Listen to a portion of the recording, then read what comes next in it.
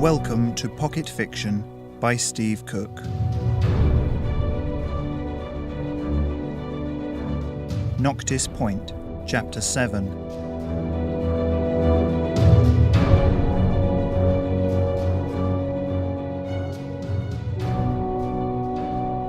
Ariadne winced and smoothed a wrinkle out of her slick suit. "Sit still," Sera scolded, then let out an exasperated sigh as long strands of blonde hair slipped down into the princess's face. "Now I'll have to start over." "For goodness sake," Ariadne said, turning round and grabbing the hair clip out of Sera's hand. "I'm going to a bomb site, literally somewhere that looks like a bomb's hit it. No one's going to be expecting me to be picture perfect." Sera raised an eyebrow, holding Ariadne's stare, and she backed down, huffing back into the seat. "Fine. Do whatever it is you have to do." Radiating satisfaction, Sera went back to work. It's only because she's right, Ariadne thought, knowing it and hating it at the same time. She could barely step out of the palace without 24 iCam-augmented paparazzi snapping away. Everything she said was recorded, stored in the cloud somewhere to be edited, remixed, commented upon, and broken down into its constituent pixels. Especially something like this, something so fresh and newsworthy. "Where do you want me during your walkabout?" Sera said. "Stay on the subvoc," Ariadne replied, flicking a soft screen into its hardened state and earning herself a tutting noise from Sera. "Actually, no. See if you can talk to any of the people in the surrounding buildings." She brought up an aerial shot of the ruined comms tower, marvelling that anyone in there had survived. Stats rolled up the side of the picture. Of the 17 people working there, 2 were hospitalised, one of whom was not expected to recover. 3 had not come into work, and the remaining 12 were all pronounced dead at the scene. "Looks like one of the shops right next to it got crushed. The satellite dish fell on it." She pointed to the rooftop on the other side, somehow miraculously untouched. "Try this one here. Looks like a betting shop." "There's a joke in there somewhere," Sera said, distractedly patting Ariadne's hair. "All done." A quiet knock sounded at the door, and a harassed-looking man in his 30s poked his head in. "Your skimmer is ready for you, Princess." "Thank you," Ariadne said, and stood up. She smiled at Sera. "Let's go." Dressed in a modified black slick suit that was more a collection of small pockets than actual bare flesh coverage, Ariadne nevertheless felt she cut a professional figure as she swished out of the room and along the busy corridor. Greeting everyone by name, she cut a swathe down the long red carpet as people leapt out of her way.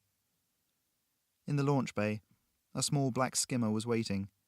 Powered by a half-light drive, it had no exhaust to speak of and no gigantic engines, something that Ariadne always found faintly dissatisfying.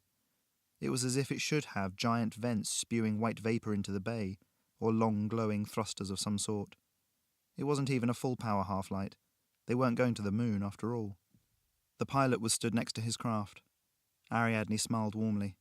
"Good morning, James." "Good morning, Your Imperial Highness," the pilot said, adjusting his headphones around his neck. "The Alira is ready for you." "Thank you," Ariadne said, climbing into the comfortable but cramped passenger capsule. She patted the seat affectionately. "You like this old thing more than me," Sera said with a smile. "I don't know why I stay around." "I know," thought Ariadne, but she smiled back and said, "Yes, well, Alira wouldn't do such a good job on my hair, would she?" As they lifted off, sudden motion pushing them down in their seats, Sera strapped herself in. Ariadne closed her eyes, thrilling in the gut-wrenching lurches as they soared away from the palace and towards what used to be the United Kingdom. The ocean passed under them at tremendous pace, and before long she could see the sprawling urban clot that London had become.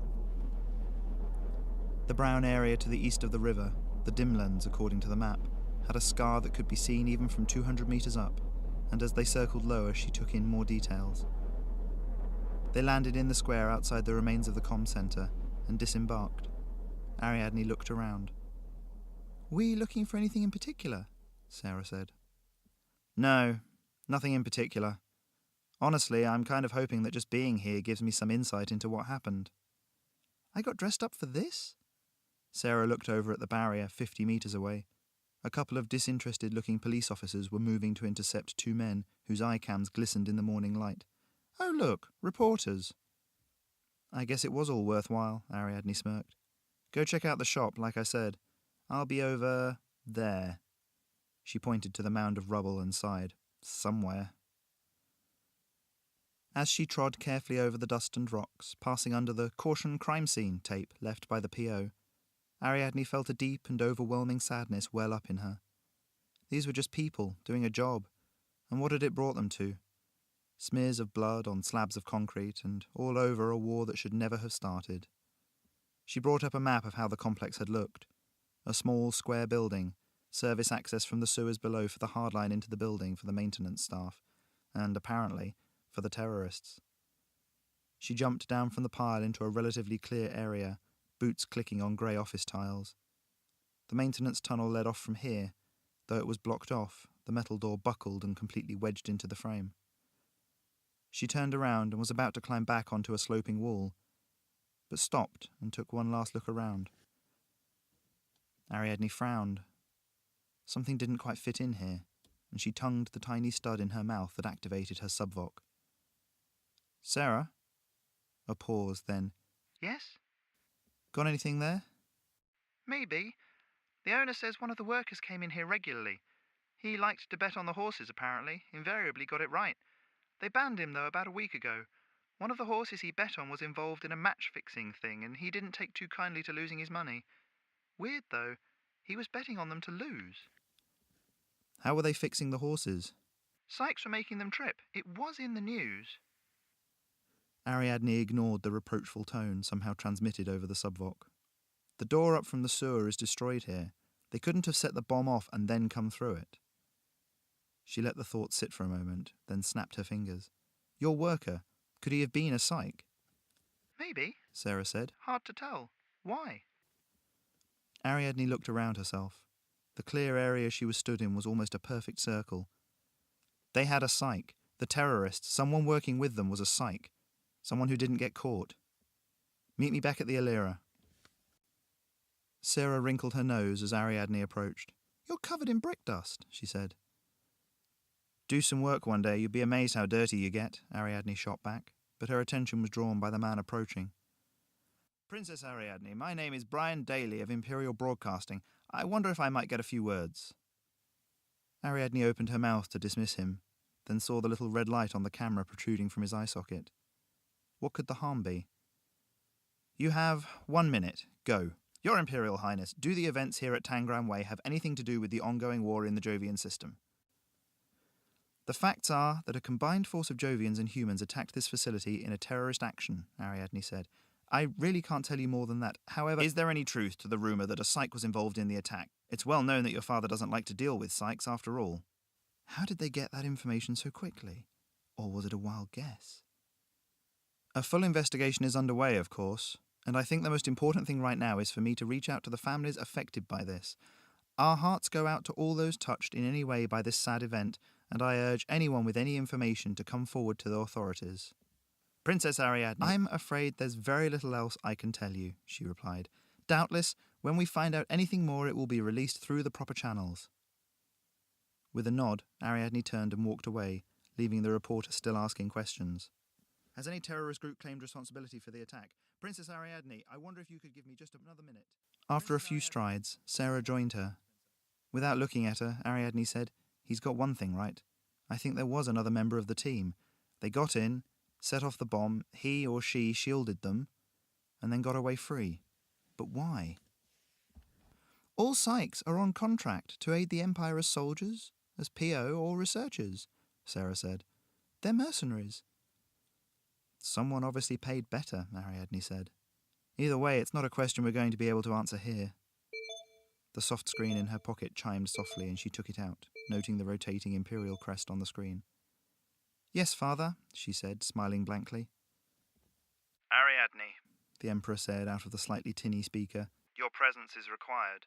We have council in session after the events at Europa Base 2, and as Princess of the Realm it is your duty to be well informed." "Father," Ariadne said with a sigh, "you could just say you'd like me to be there, you know. It doesn't always have to be for duty." "Duty is important," he replied stiffly. "I will see you in an hour." "Yes, Father," Ariadne said, and cut the signal. Sera fought back a smile. "He really doesn't understand you, does he?" "Not a bit." Ariadne rolled her eyes. He probably doesn't wonder why the Empire runs so smoothly either. They climbed back into the skimmer, and it took off. Sera rested her hand on Ariadne's knee. He sees more than he lets on, Ariadne. Be careful. Ariadne shook her head. The trouble is that most of the elected officials are just that, elected. They're selfish and only thinking about their image. I'm the poor sod who's actually got to inherit this place at some point in the future. She looked at her reflection in the window, wondering whether she looked as tired as she felt. As far as I'm concerned, I'm just keeping it together until then. She kept unsaid the other half of that equation. Until father dies. It wasn't like it was even a going concern. Emperor Nicholas Cutter was in good health, only 52 and showing no signs of slowing down. Not a day went by without some hospital having its ribbon cut, or a ship being christened, or some sort of rallying speech over the newscasts. The thing is, Ariadne thought, he doesn't actually do anything important. She mulled over the new information in her mind. One psych had turned against the Empire and allied itself with a terrorist group. It was a dangerous precedent to set. Are you going to tell the council about the psych? Sera said, mirroring Ariadne's thoughts perfectly.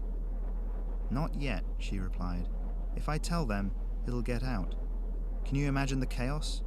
People turning on psychs all over the place. The skimmer landed with the barest of bumps, and she opened the door, letting the cool launch bay air gust in.